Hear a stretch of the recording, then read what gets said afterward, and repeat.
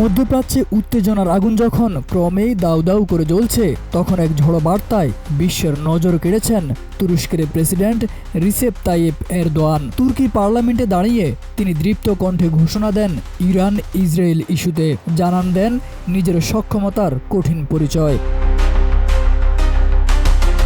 তুরস্ককে এমনভাবে প্রস্তুত রাখতে হবে যেন কেউ আক্রমণের কথা ভাবার সাহস না পায়, এমন হুঁশিয়ারি বার্তা দিয়ে এরদোয়ান সাফ জানিয়ে দেন তুরস্ক শান্তির পক্ষে, কিন্তু দেশের সার্বভৌমত্বে আঘাত এলে আঙ্কারা এক মুহূর্ত দেরি করবে না জবাব দিতে।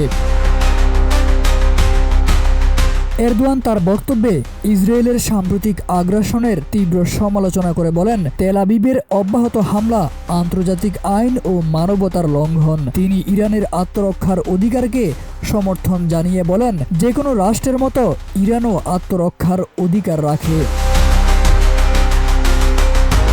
এরদোয়ানের এই বক্তব্যে পরিষ্কার উঠে আসে, আঞ্চলিক রাজনীতিতে তুরস্ক শুধু পর্যবেক্ষক নয়, বরং সক্রিয় ও কৌশলগত খেলোয়াড় হয়ে উঠছে।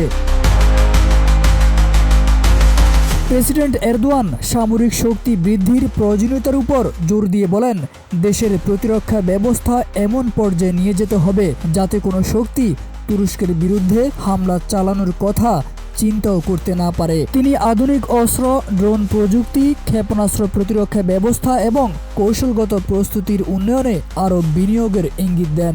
বক্তব্যে তিনি একটি শক্তিশালী বার্তা দেন, আমরা শান্তি চাই, তবে আমাদের প্রস্তুতি হবে যুদ্ধের জন্য।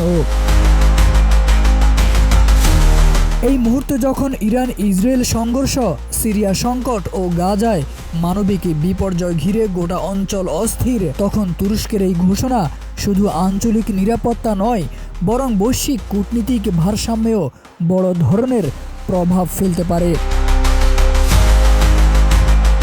এরদোয়ানের ভাষণ একদিকে যেমন শান্তির প্রত্যাশা জাগায়, অন্যদিকে তা সম্ভাব্য সংঘাতের জন্য তুরস্কের দৃঢ় প্রস্তুতির অঙ্গীকারও স্পষ্ট করে দেয়।